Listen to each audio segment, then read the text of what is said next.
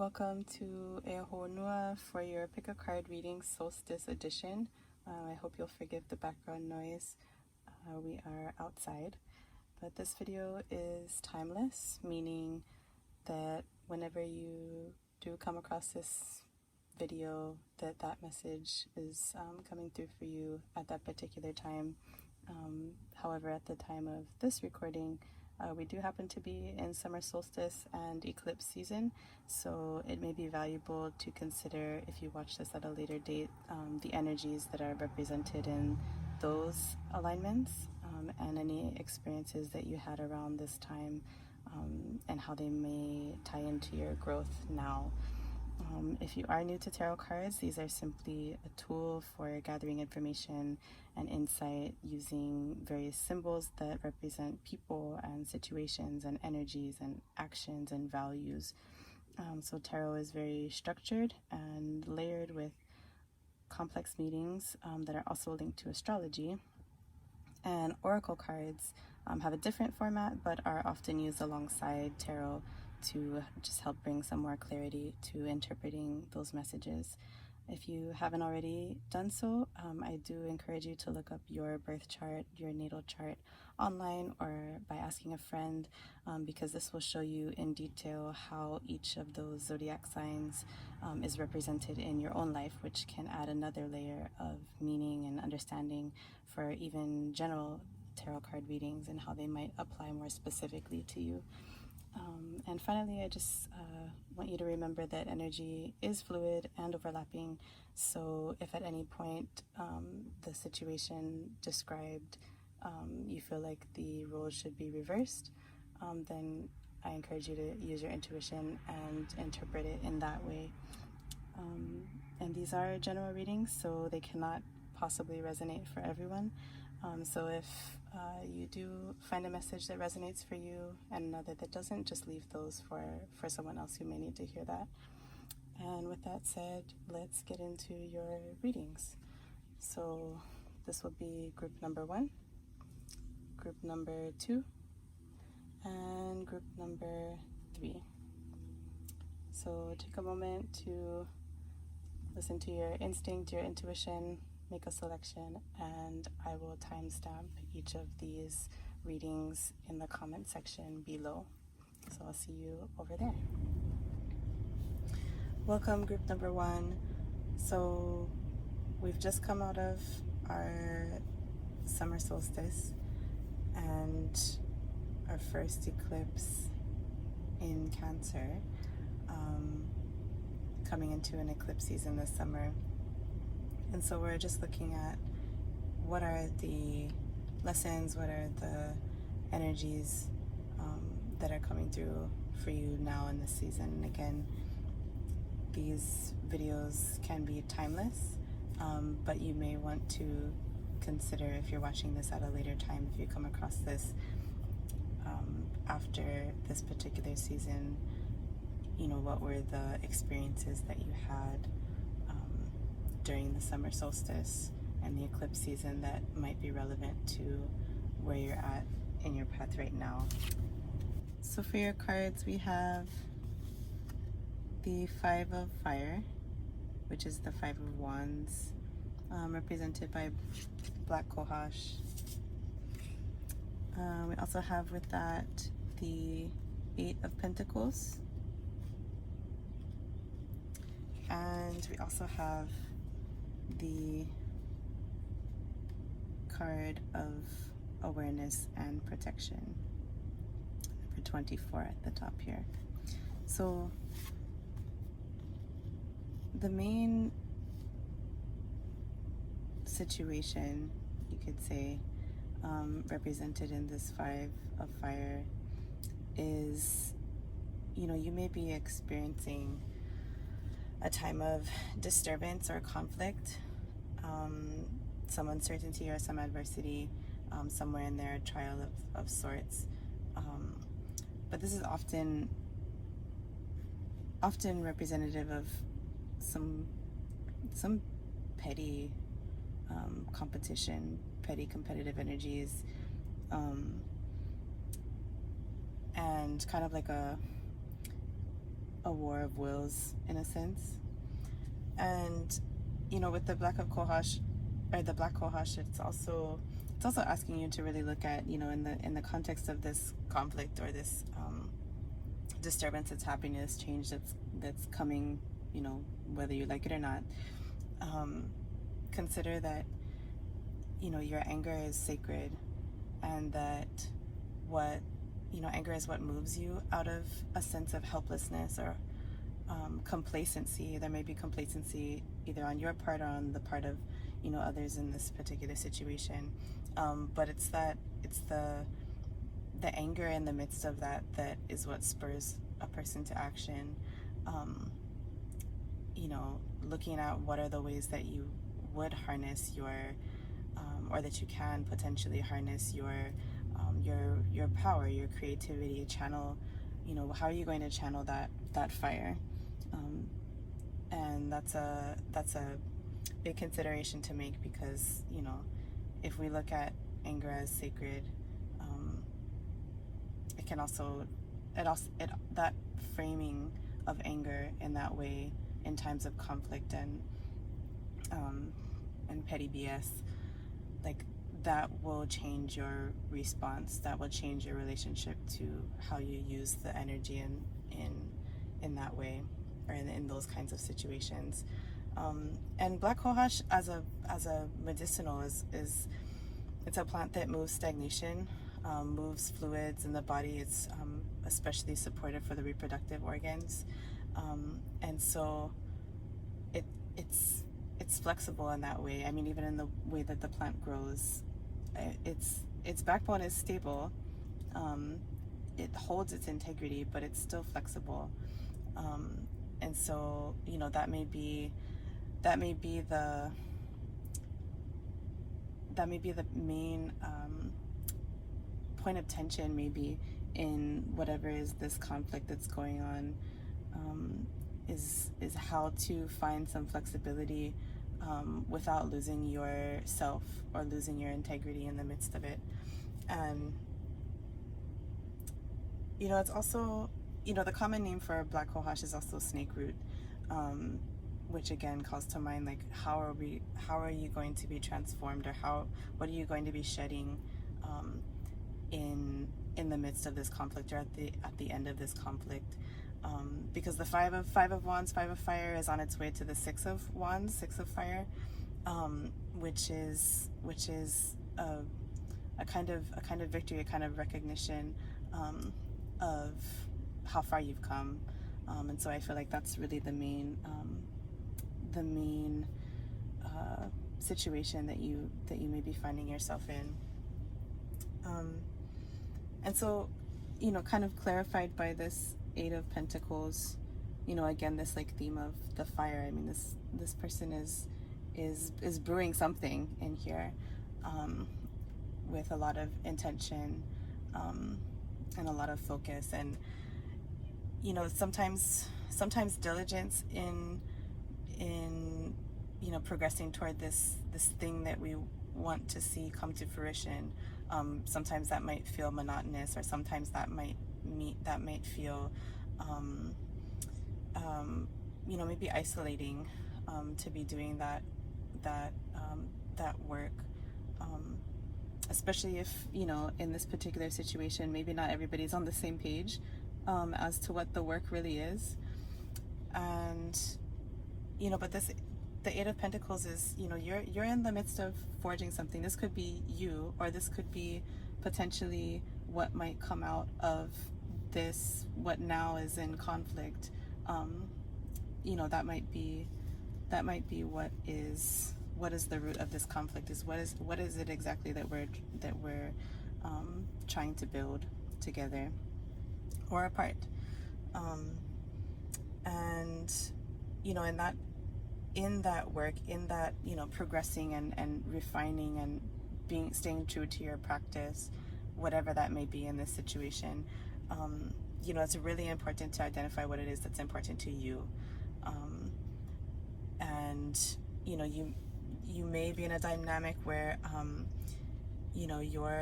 your efforts are being maybe taken for granted or used up in service to someone else's agenda. And there may be, in the midst of this too, there may be a little like impatience or just a little maybe discouragement in the midst of this issue that maybe it's calling for you to remember that that it's about the journey and not the destination, and that there is joy in the work itself. And so regardless of how this may result for you or for the other parties involved, staying true and staying in integrity in the work that you're putting in, regardless of what they're, what's going on around you, staying diligent and true to your practice is the reward in and of itself. Not to say that we can't have, goals in mind, but still, this being the main foundation that we need to bring our focus to. So yeah, this may be about mastering something within yourself, or mastering something within a group dynamic or a family dynamic or a friend dynamic, or maybe within another kind of relationship. But with this also clarifying awareness and protection. I mean, this is it's interesting to see like the Eye of Ra, or Horus, this sun energy, especially in the midst of solstice. The sun is protective. The sun is cleansing, and so it may be that in the midst of this fire, and this fire as well, that there's a big release that's happening, or a big cleansing that's happening, and especially when emotions run high, you're really going to want to keep your focus also on your boundaries and your protection, your spiritually and physically, like tapping into where it is that you find the strength of your boundaries, or the strength of your spiritual connection, whether that's through your ancestors, or through a simple daily ritual that you have, like tapping into what has been guiding you and what is keeping you diligent in this practice. Like that's also what this is reaffirming, and I think it's also reaffirming that even in the midst of this what may seem what may be having you feel in victim mode, that there's protection here, that you're not in there alone, you're not in this conflict or this work alone. And this is an opportunity to again ground down in what are your rituals, what are your practices, what are your habits that will allow you to retain your integrity during and after the resolution of this, and just affirming to yourself that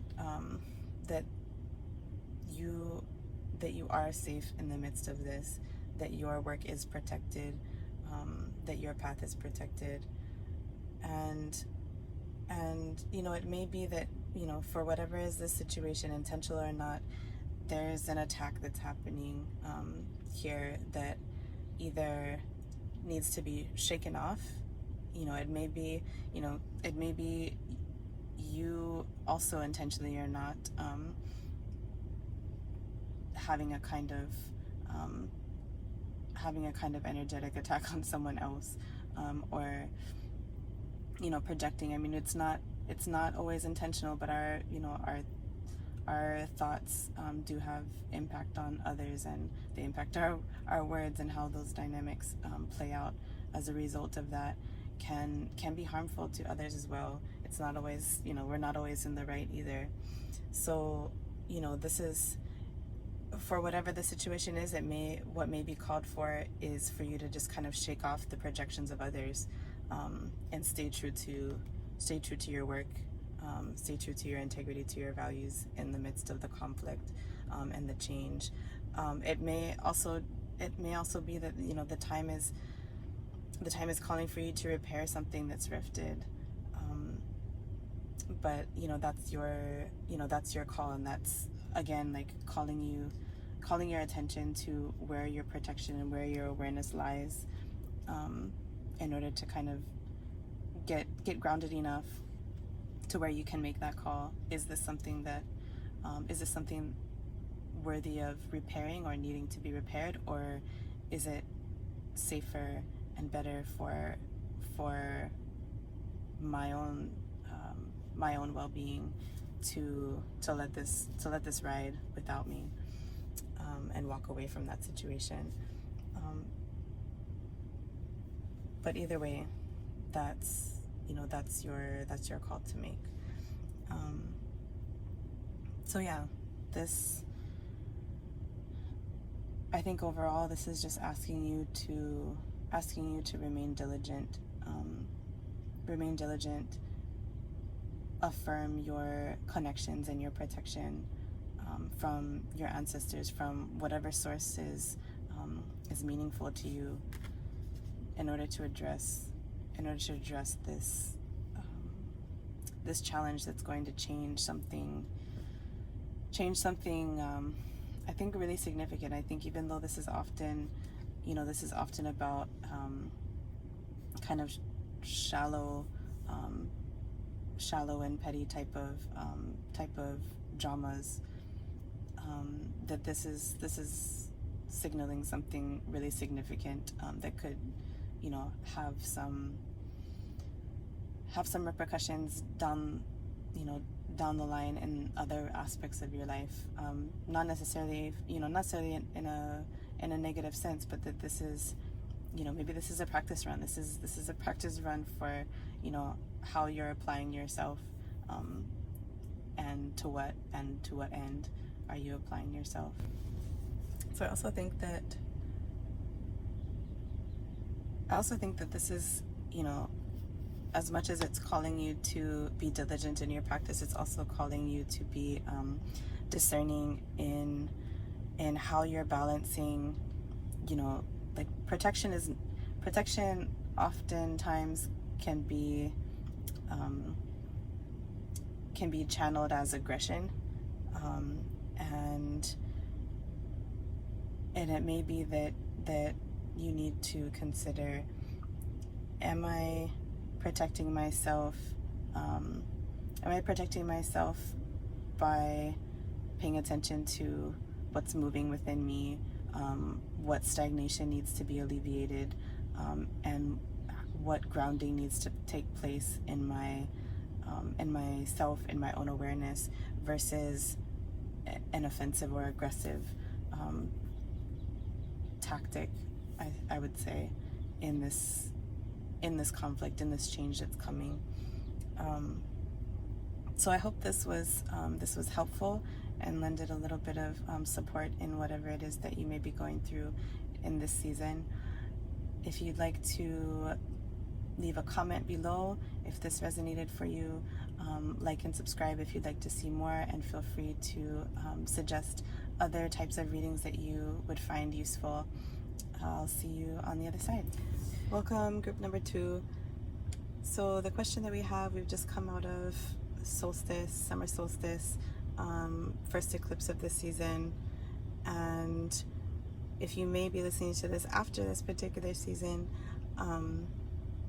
these messages may still resonate, but you may want to also consider what was going on for you during summer solstice and after, for any sort of insight or applications for what may be going on for you now. So for your cards, we have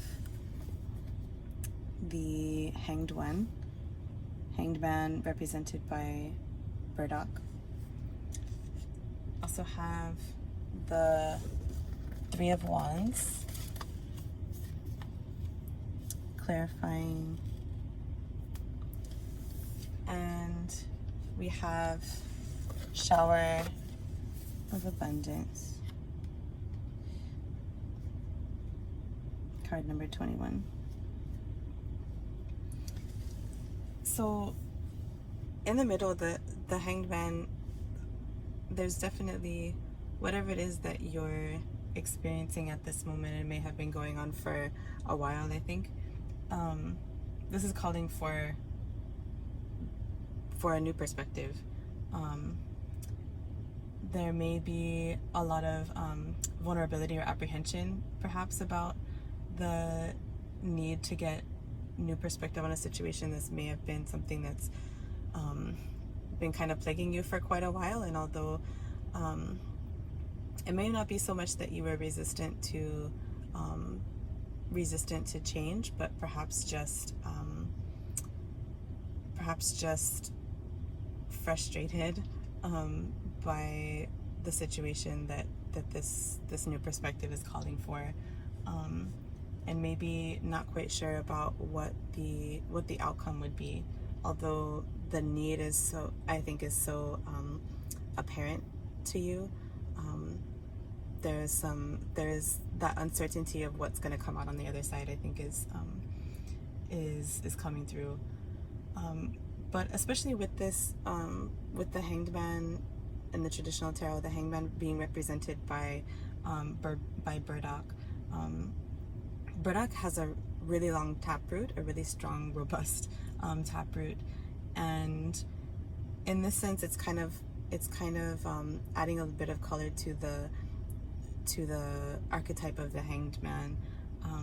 That what's happening here, what needs to happen here, is a tapping into the nourishment that comes from the depths, and you know, burdock as a medicine too. It's one that's most useful and most effective with long-term consistent use. So again, looking at like the lasting change that you may be seeking, or may be kind of on and off trying to bring lasting change to this situation that you're in.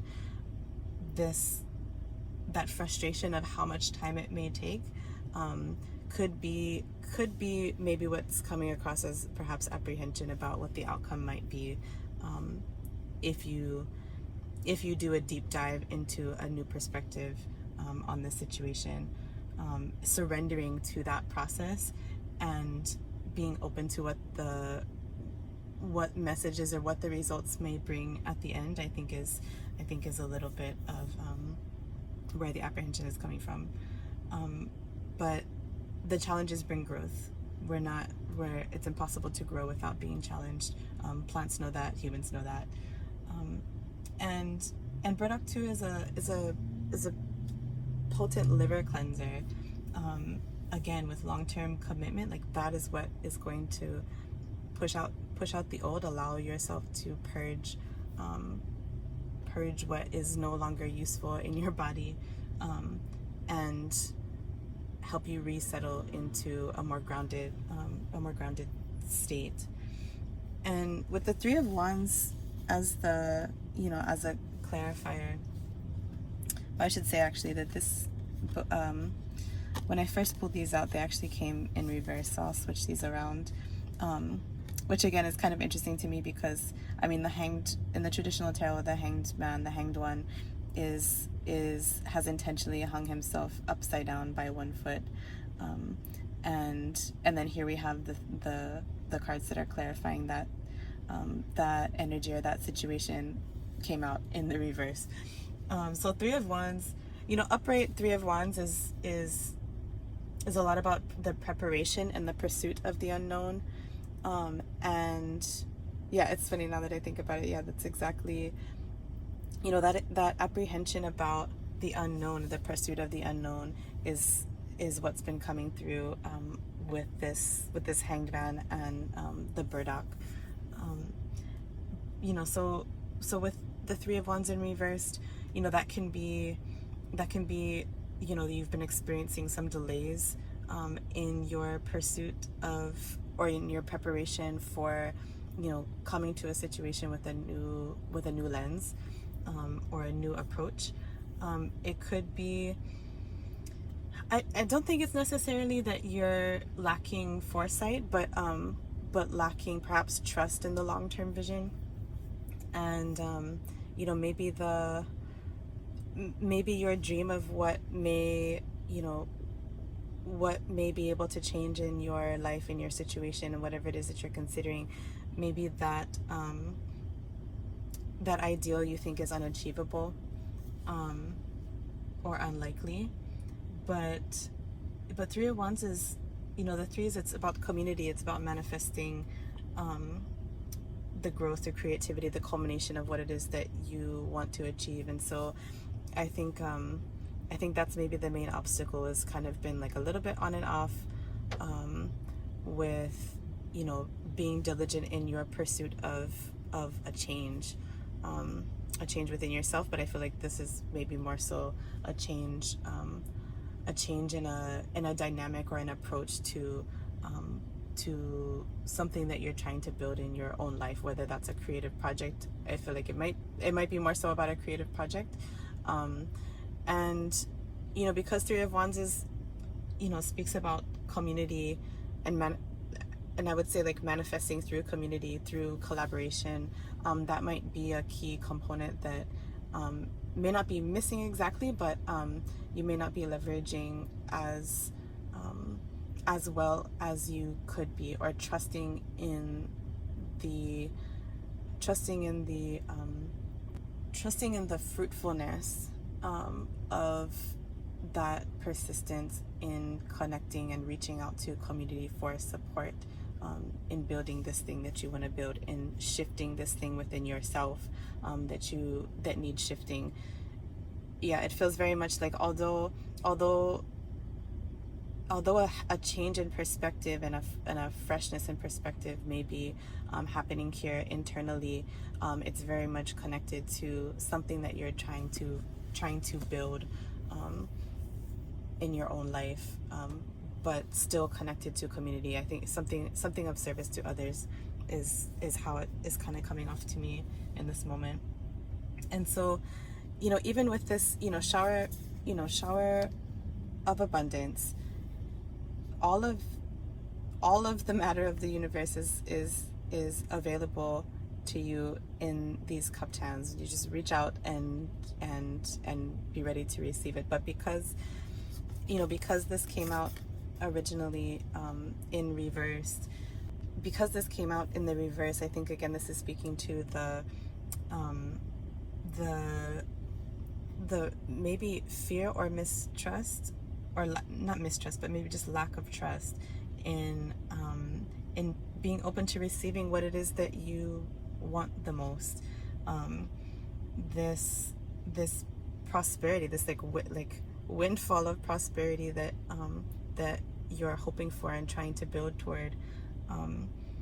Like everything is already there. And this is a card that's associated with Taurus energy, or with the star card in the traditional tarot, which is all about both of those together is about having trust, and faith that what is needed will arrive, what is needed will come through, internally and externally. What is needed is already there. You just have to tap into that deep-rooted nourishment that's there. You might have to go digging for it, the way burdock does. Go digging down into, often this plant tends to grow in malnourished soil, fairly abundantly, and uses that long taproot to reach what it needs to sustain itself. And so this lack mentality, or lack of trust in general, is keeping you down, from really channeling that kind of Taurus energy of absolute abundance, and this kind of like goddess empress type of energy, where anything that needs manifesting, you just say the word, snap of a finger, what you want will be, kind of an archetype. And so bridging maybe that that binary thinking about, you know, it's either light or it's dark. It's either I either have it or I don't, and you know, and one or two missteps or failures doesn't mean that you're on the wrong path, or it doesn't mean that your strategy is not going to work. It's just a matter of, you know, when you're feeling like you cannot trust and this new perspective is needed, this new this ability to surrender to the unknown is what's going to bring in the information, intuitive gut instinct type of knowing, to what is your next step, what does your next step need to be, so that you will get to this. You will be able to, by taking your new perspective, by surrendering to that vulnerability and surrendering to the to being receptive to what is already here within you and without in the world around you. You only need to tap in deeply within yourself in order to reverse these, turn these upright, turn this abundance upright, turn this sense of community and relying on the resources around you to manifest what it is that you need creatively, personally, interpersonally, to have that culmination of what it is that you need to see manifest differently. So I hope this was helpful and supportive for you in this moment. If you'd like to leave a comment below whether or not this resonated with you, or any other kinds of readings that you'd like to see on this channel, please feel free to do so. Like, share, and subscribe so that we can help the channel grow. And I will see you on the other side. Hi, Group 3. Welcome. We're looking at, you know, as we've, you know, just had summer solstice and the first eclipse of the eclipse season this summer. We're just looking at what are the lessons and what are the energies that are coming through for you at this time. And if you're watching this, you know, long after the solstice and eclipses have come and gone this summer, there may still be something valuable for you to hear in this video. And it may, you may want to look at, you know, what were the experiences that you are having around the time of the solstice and the eclipses that may still be resonating, or maybe, you know, perhaps unresolved, that this particular reading might be able to help you with. So the cards that we have are the Eight of Earth, Eight of Pentacles, represented by turmeric. And this is clarified with the Queen of Wands, but in the reverse position. And also the card of Pisces. So with the Olana in the middle, the Eight of Pentacles. So this is, in Group 1 actually had this in their reading as well, this Eight of Pentacles. This is about the diligence, the work that you're putting into your effort. And this may be, you know, Eight of Pentacles also may involve education, may involve the pursuit of education in some form, not necessarily, you know, book learning in school, but, you know, some sort of training that you may be applying yourself to right now. But I feel like, you know, for this, in your case, this is about your dedication to, you know, to what it is that you want to master, dedication to the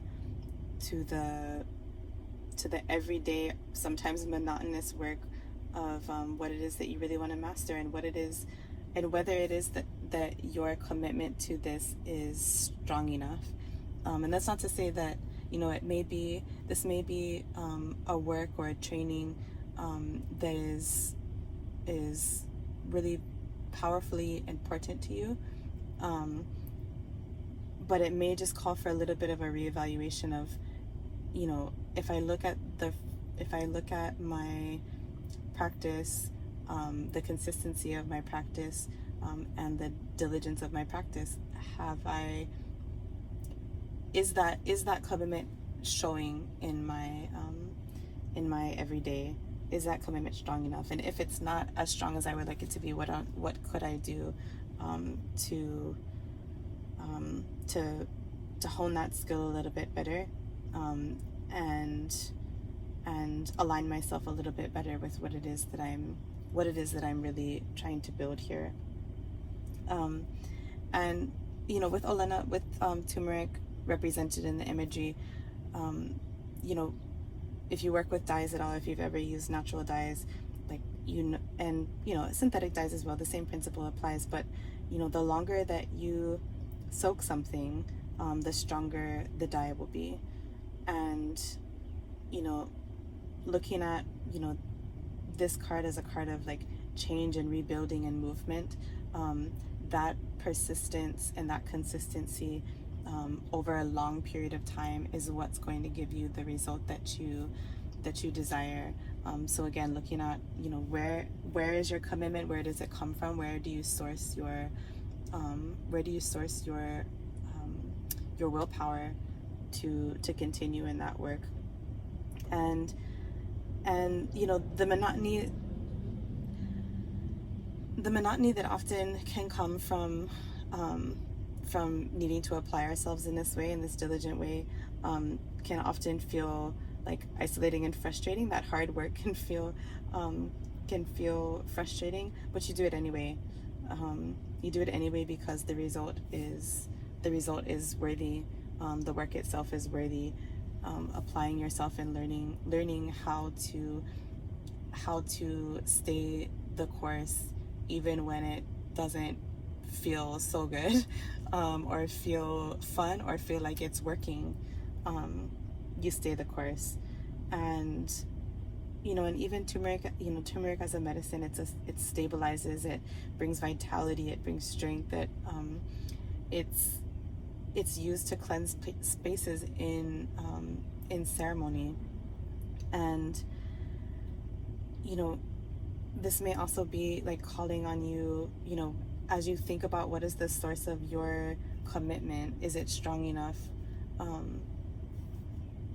It's also asking you to look at your roots, your literal roots, and reach out if that's what is called for. Reach out to your ancestors, reach out to the medicines, reach out to the plants, and trust the value in keeping this work alive. This may be school related, but any form of education, any form of training or learning that you're doing, trusting in the value of keeping that work or that tradition or that source of knowledge alive and in practice and in motion, because that's what you're building. That's what the Eight of Pentacles is. What are you building? And how is what you're building a testament to your roots? How are the things that you're building, the tasks that you're putting yourself to day in and day out, how are you making that your embodied prayer, your embodied intention?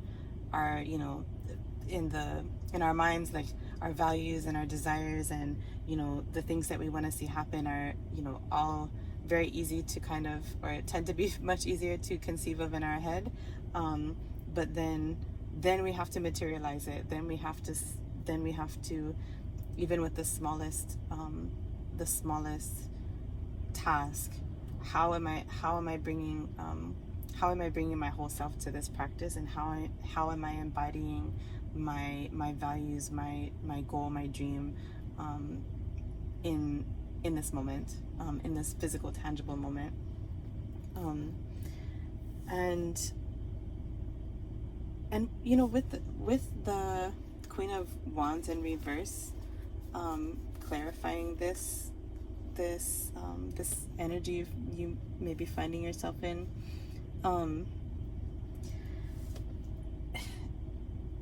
like the queens are influencers, and this may represent, you know, upright.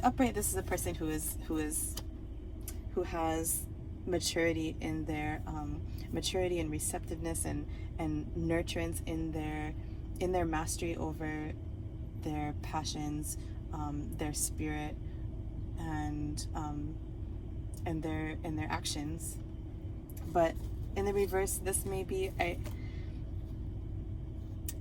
actual person in your work or in this situation that you're having, who,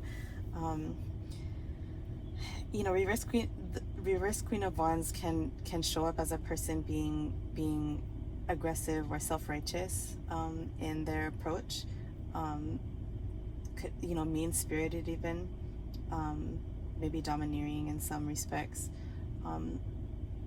and this may be, you know, this may also be you in this in this work, in applying yourself to this work, where you want to be this, like, you want to be this wholehearted person in this work. You want to be that vibrant, dedicated, open person, enthusiastic, having that confidence that is self-sustaining, that is bold enough to go for this big, this ultimate goal. So this is, I mean, 8 of Earth is on its way to the 9 to the 10. You want that boldness in putting in the everyday, you know, the everyday grind toward that larger goal, and it may be that you know, this, I mean, this crown, you know, when I look at it, this crown is heavy. This is, it could be that in the reverse, it's like this heavy crown is suspended. It's literally, I mean, in the illustration, the crown is literally suspended in the darkness, in the potentiality. Like, this is where the darkness is where all of that creative energy originates. The energy of, you know, the creation of the universe originated in darkness. So it could be that this person that you're on your way to becoming, the complexity, the dazzling nature, the geometry of the all of that in sync in how you carry yourself. The thing is heavy. The thing is heavy, and the task here is again, how are you sourcing your strength and integrity, and diligence and passion, to put in this work? Where are your roots at in order to have the strength to carry that crown, to earn that crown? And with the card of Pisces here, Pisces is the mutable water, the water that's in flow to a new season, like on your way to the new season. This card is associated with the moon card in the traditional tarot, where it's looking at the natural rhythms and cycles of the earth, of life in general, but also speaks to, like, the unknown, to illusions that we may have. There may be there may be some illusions about what the end result of this work is going to be, hence the reverse Queen of Wands, where it may, your vision, your passion, the source of your commitment to mastering whatever it is you're trying to master, there may be some illusions here that maybe need examining. But Pisces is that dreamy, sensitive, intuitive, spiritual aspect of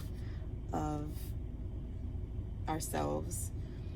And with this crown, with her crown suspended in pole, basically suspended in the darkness, like, this may be calling on you to tap into that realm, into that spiritual potentiality realm, that dreaminess and imaginativeness, in order to open that, your subconscious, open your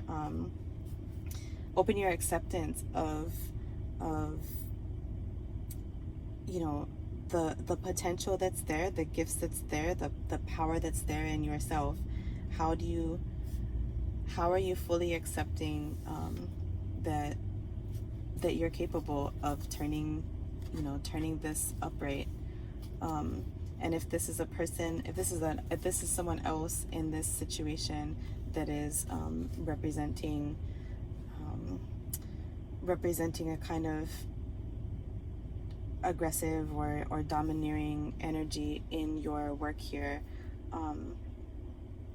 this may be calling on you to still tap into, how am I accepting and willing to start wielding the power and the potential and the gifts that are mine, despite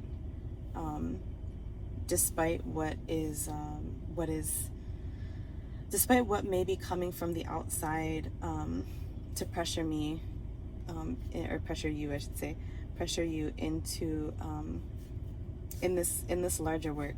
And that's not to say that you may or may not want to walk away from this work, but you're not gonna know whether or not that's for you until you tap into what it is that is your power and your potential and your gifts, and then you can make a decision about whether or not you want to wield that into what end, regardless of who this person is, who may be trying to influence you, or maybe have too heavy a hand in you doing your thing, you practicing as slow or as fast as you like toward this larger goal. So yeah, this situation, I feel like, is calling for some contemplation and some introspection, so that you can allow for that guidance to come through, to either turn yourself upright, and accept the source of your strength to carry that crown and wield that passion toward this goal, or find what's true to you in terms of the source of your commitment to this work, so that even if someone or something on the outside is trying to influence your ability or your style, or your approach to this work, it'll become a non-issue. It'll become something that is not going to sway you from what you know is true to you. So I hope this was helpful, offered some support or some guidance in whatever you may be going through in this moment. If this did resonate for you, I encourage you to leave a comment in the comment section below, and let me know what other kinds of readings and topics that you'd like to see. If you want to give a like and a share, and do subscribe, that'll help the channel grow in the future as well. So I will see you on the other side.